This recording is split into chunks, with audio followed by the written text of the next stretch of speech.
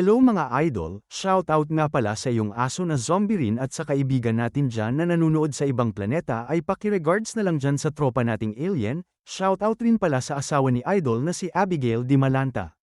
At sa mga tropa natin dyan na patuloy na sumusuporta sa atin araw-araw ay mabuhay po kayo. Shoutout din pala dyan sa mga napaka-solid na kaibigan at pati na rin sa bashers natin na hindi gusto yung pag-recap natin ay mabuhay rin kayo dyan. Samantala, lumipat ang eksena sa lugar ng templo ng mga Shaolin, kung saan makikita ang isang lalaki na pinaslang sa kalagitnaan ng gubat. At sa kasunod nito ay mayroong kalbong monghe na nagsalita na sila raw ay ang mga The Dark Heaven. Dito ay makikita ang isang lalaki na nagtatago sa mga anino ng mga sanga ng kahoy at nagtanong sa kalbong monghe kung kilala daw ba sila nito. Inihayag naman ng kalbong monghe kung paano daw siya hindi nito makikilala, sapagkat isa daw silang makasalanan sa mga mata ng kalangitan at sangkatauhan. Tumugon naman ang lalaki sa kalbong monghe na napakamainitin raw ng kanyang personalidad para sa isang napakabatang tao na tulad niya. Pero mas maayos na daw siya kausapin kumpara sa mga nakasalubong niya kanina sa daan. Wika pa niya na muntikan pa daw siya mahulog sa kanilang mga pagpapanggap kanina. Sa puntong ito ay agad na pagtanto ng kalbong monghe na ang lahat ng mga kasamahan niyang naghiwa-hiwalay upang magpadala ng mga agarang mensahe ay tila hindi nakarating sa paruroonan nila ng maayos. Sa sandaling ito ay nagsalita ang masamang lalaki na si Hanso na pinatay niya raw silang lahat dahil yun daw ang pinakamadaling paraan na gawin sa kanila. Matapos nito ay sinabihan niya ang kalbong monghe na ang mga nauna niyang pahayag raw ay hindi katanggap-tanggap. Dito ay makikita na galit na sumisigaw ang kalbong monghe sa kanyang harapan, pero bago pa man siya makapagtapos sa kanyang salita ay bigla na lamang mayroong isang kamay na pumapalapit sa kanyang batok. At sa sandaling ito ay mayroong isang lalaki na sumakal sa kanyang leeg at siya ay nilalambitin nito.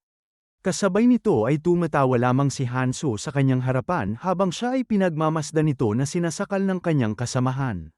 Sa kasunod na galaw ay sinunog siya ng lalaking si Yongho, kung saan tinatanong niya si Hanso kung ano daw ang kanyang ginagawa ngayon at kung bakit daw siya nakikipaglaro sa kanila ng mga oras na ito.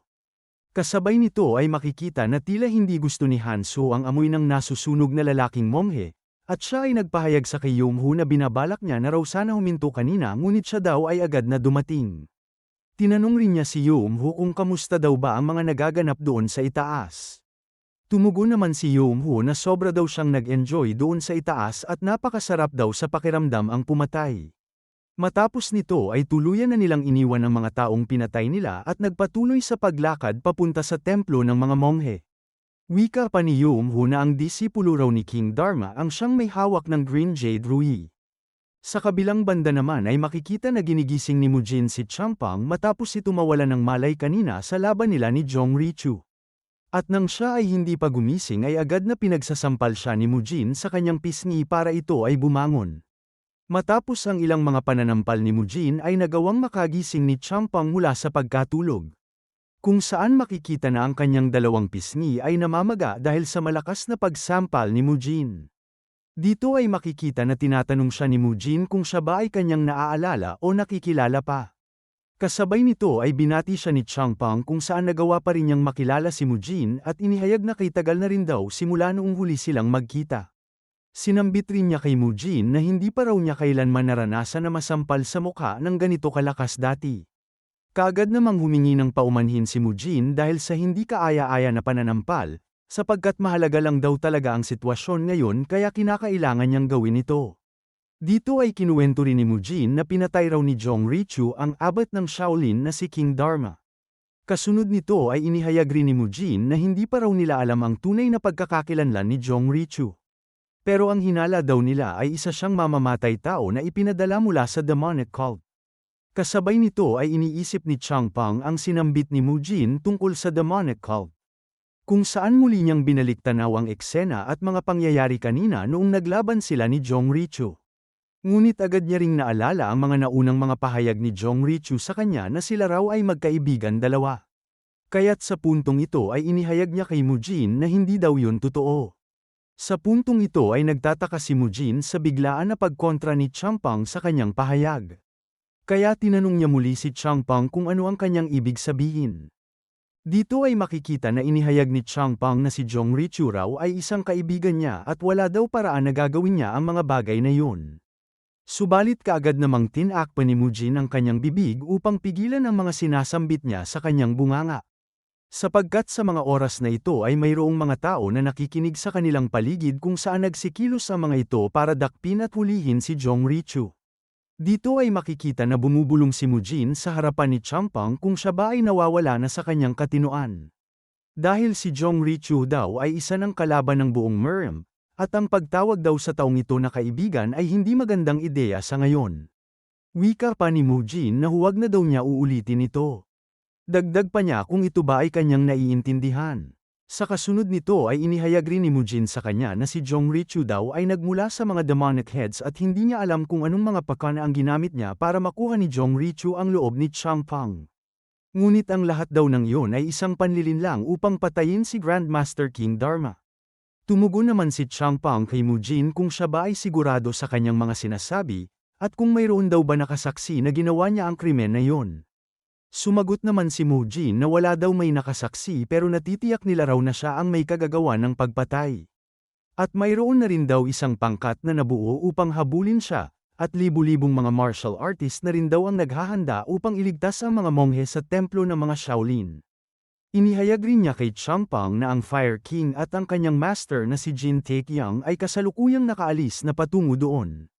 Sa mga sandaling ito ay nagmumuni-muni si Changpeng kung saan iniisip niya ang mga banta na hinaharap ngayon ng mga taong nandoon sa templo ng Shaolin. Kaya sa mga oras na ito ay mabilis na kumilos si Changpeng at inihayag kay Mujin na siya raw ay pupunta na rin doon. At dito ay makikita na nabigla si Mujin dahil sa mabilisang pagkilos ni Changpeng nang hindi nag-iisip. Kung saan inihayag niya kay Changpeng na mali raw ang direksyon na kanyang pinuntahan dahil nasa kabila raw na direksyon ang templo ng Shaolin. Sa kabilang banda naman ay makikita na nagaganap ang mga matinding gulo sa templo ng Shaolin habang ito ay nasa kalagitnaan ng madilim na gabi. At dito ay makikita na nagsisimula ng maghasik ng lagim sa mga Shaolin ang mga demonic cult na nasa ilalim ng utos ng Dark Heavens. Kung saan pinapatay ng mga nakamaskara na tauhan ng demonic cult ang lahat ng madadaanan nila na Shaolin. Habang sa likod nito ay makikita na nagyayakapan ang mag-iina at umiiyak dahil wala silang magagawa laban sa mga kampa ng mga Dark Heavens.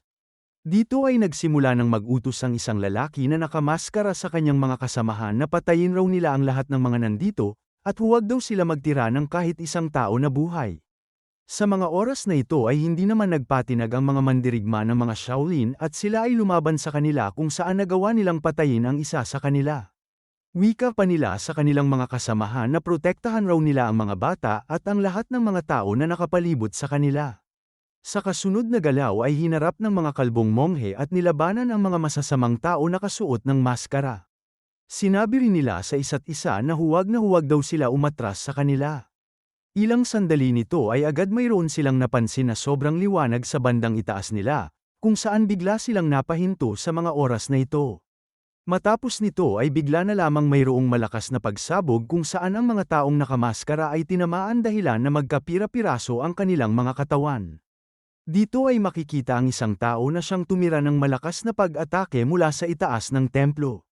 At sa ibaba nito ay matatanaw na sumusugod na ang mga mandirigma ng mga Shaolin upang labanan ang mga kampa ng Dark Heavens. At ang tao pala na siyang tumira ng pag-ataking yun ay ang kalbong monghe na siyang binigyan autoridad ni King Dharma na mamahala muna sa mga monghe. Dito ay malakas niyang sinisigaw sa kaaway na huwag daw silang maliitin nilang mga hampas lupa na nilalang. Iniisip niya na kailangan niyang gawin ang bagay na ito habang wala pa ang kanilang senior brother na si King Dharma. Dagdag pa niya kung sino kaya ang mga masasamang nilalang na ito na siyang sumulpot bigla sa kanilang lugar.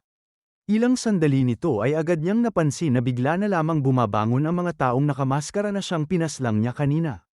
At dito ay makikita na sila ay tumatayo na parang mga zombies at tila sinasaniban ng isang masamang espiritu. Dito ay sinasambit nila na iniutos raw ng Heavenly Master na patayin nila ang lahat ng mga kaaway. Sa puntong ito ay agad na pagtanto ng kalbong monghe na ang mga taong nakamaskara na ito ay nasa ilalim ng mga demonic arts. Kung saan uminit ang kanyang ulo sa mga kaaway at inilabas nito ang matinding aura ng chi na kanyang tinataglay. Wika pa niya na sila raw ay mga demonic cult na nanggaling sa Heavenly Mountain.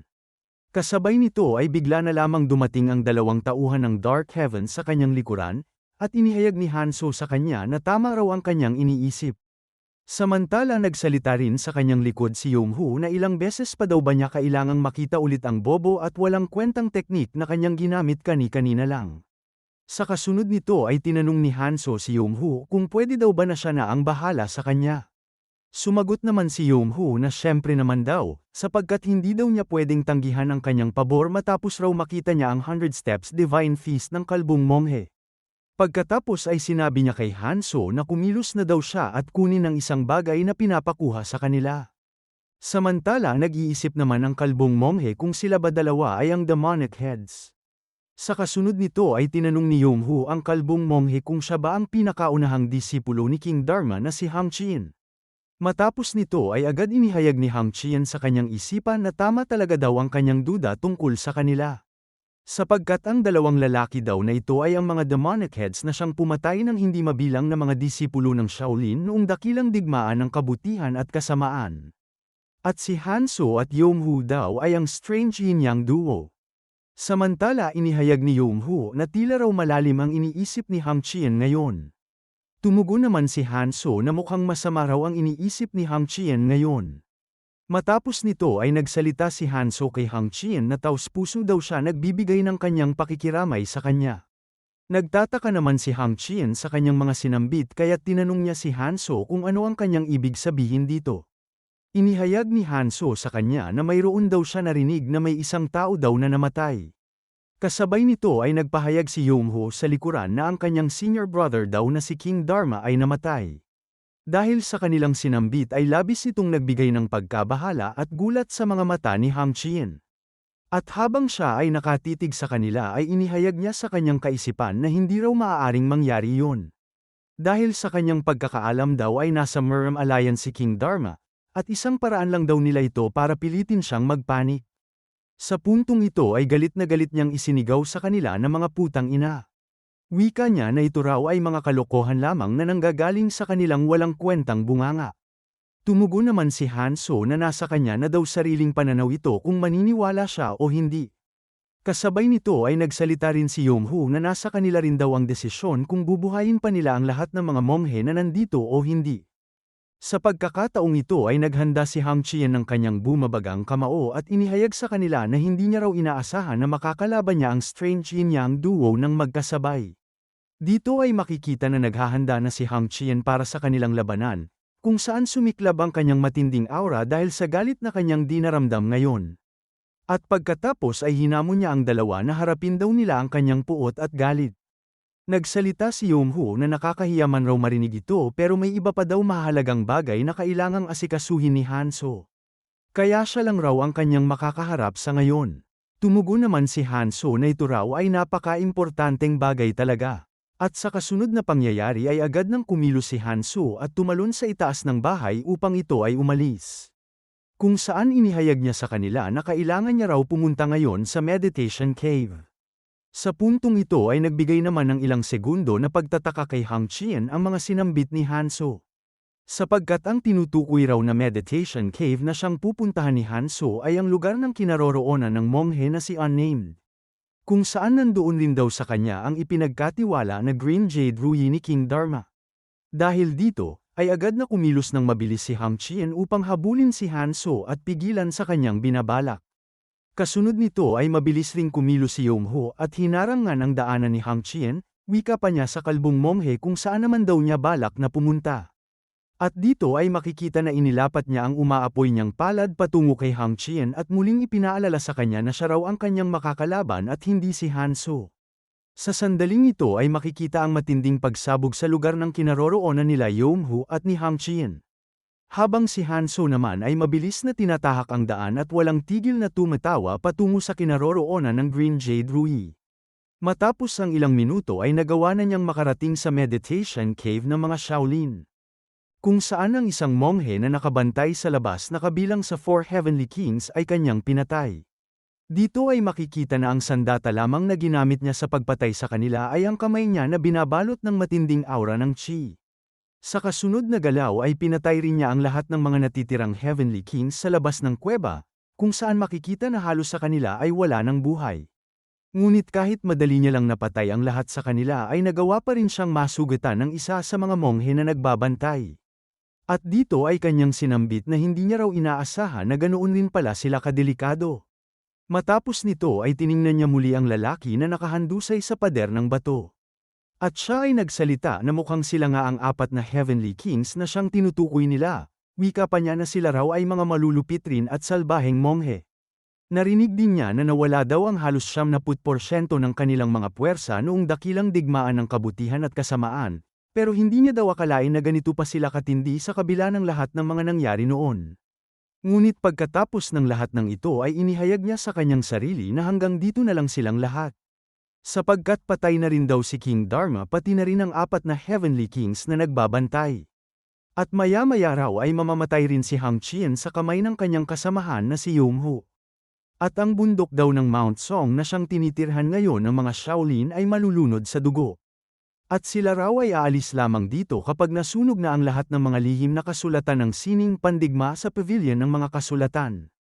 Inihayag rin niya sa kanyang sarili na babagsak raw ang templo ng Shaolin matapos mawala ang lahat ng kanilang dalubhasang mandirigma pati na rin ang kanilang aklat sa martial arts. Subalit sa kasunod nito ay nagtataka si Hanso sa mga ninanais ng Blood Lord, kung saan sa mga oras na ito ay muli niyang inalala ang inihayag ng Bloodlord sa kanya na siya na raw ang bahala kay King Dharma at sila naman daw ni Yomhu ang bahala sa mga Shaolin.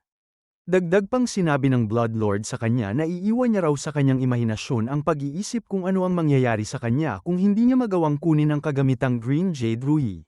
Sa puntong ito ay sinambit niya sa kanyang sarili na hindi niya daw talaga alam kung bakit gusto niya talaga ang relic ng Shaolin. Pero nakakasiguro din siya na ito raw ay mahalaga sapagkat sumama talaga siya sa misyon na ito, at mukhang kailangan daw nila makuha ang ganoong bagay anuman ang mangyari. Pagkatapos ay nilapitan na niya ang pintuan ng Meditation Cave, kung saan ang disipulo ni King Dharma na walang pangalan ay nandito sa loob ng kuwebang ito. Sa kasunod na galaw ay winasak niya ang malaking pintuan ng kuweba kung saan nagsitalsikan ang mga bato sa paligid. Matapos nito ay agad siyang pumasok sa loob ng kuweba at hinanap ang disipulo ni King Dharma. Nang sandaling ito ay agad may nagsalita sa loob ng kuweba at nagtanong kay Hanso kung bakit daw siya naparito. Dito ay nagtanong si Hanso kung siya ba ang disipulo ni King Dharma, sapagkat naparito daw siya ngayon para sa isang bagay. Kasabay nito ay makikita ang disipulo ni King Dharma na nakaupo sa sahig habang hawak nito ang kanyang malaking kwintas. At siya ay sumagot kay Hanso na wala daw siyang maibibigay sa isang taong nangangamoy ng dugo at may malademonyong ugali. Sa sandaling ito ay tumawa si Hanso ng malademonyong tawa at nagsalita na kung ganun daw ay mukhang kailangan niya raw kunin ito kasama ang buhay niya. Matapos ang mga pahayag ni Hanso ay tumugon lamang ang disipulo ni King Dharma ng Amataba. Kung saan mahigpit niyang hinawakan ang kanyang bolang kwintas at inihayag kay Hanso na hindi raw ito magiging madali para sa kanya. Dagdag pa niya dito na ibibigay niya raw ang lahat ng kanyang makakaya para protektahan ito. Samantala, lumipat ang eksena sa labanan nila ni Hang Chien at ni Yomhu. Kung saan nagbigay siya ng napakalakas na sipa kay Yomhu ngunit ito ay sinangga niya lamang ng kanyang braso. At sa kasunod nito ay ginamit niya ang kanyang palad na mga apoy sa pag-atake laban kay Hang Chien. Dito ay kanyang kinuwento kay Hang Chien na noong sumususupa daw siya sa dibdib ng nanay niya ay nagawa na daw niyang sakupin ang buong timog. Dagdag pa niya na 30 taon pa daw siya na mas bata kumpara sa kanyang edad. Ginamit naman ni Hang Chien ang kanyang Divine Fist at tinawag ang lalaki na hinayupak klaseng matanda. Wika pa niya na oras na daw para humiga siya sa kanyang puntod. Kasabay nito ay nagsimula na ang matinding pagsagupaan nilang dalawa kung saan walang tigil ang mga ito na nagpapakitang gilas ng kani-kanilang kakayahan. Sa kasunod na galaw ay muli niyang sinuntok si Yomhu gamit ang kanyang Divine Fist, pero nagawa itong sanggahin ng bumabagang apoy na palad ni Yomhu. At sa tindi ng impact ng puwersang pagkapalo nito ay nagsitalbugan ang dalawa sa ere. Kung saan makikita na si Hang Chien ay napaatras ng malayo habang si Yomhu naman ay ganoon rin. Pero sa hindi inaasahan ni Hang Chien ay nagkaroon siya ng panloob na sugat dahilan na nagkaroon siya ng dugo sa kanyang bibig. Kasabay nito ay nginitian lamang siya ni Yomhu, kung saan inihayag niya na ang mga bastardo raw na mabubuting pangkat noon ay nagpadala ng kanilang lahat ng mga tauhan para habulin sila, ngunit silang lahat raw ay nabigo noon. At ang isang monghe raw na tulad niya ay walang silbi laban sa kanya. Iniisip naman ni Hang Chien na narinig niya daw na nasa mahigit 60 na ang kanyang edad noong maganap ang dakilang digmaan ng kabutihan at kasamaan. Pero labis siyang nagtataka kung paano niya nagagawa pang kumilos ng mabilis at mas malakas. Ngunit inihayag rin niya sa kanyang kaisipan na mayroon pa din daw silang tsansa na natitira laban sa kanila. At hindi tulad kanina noong nagsisimula pa lang ang laban ay masasabi niya na medyo lugi sila sa kanila.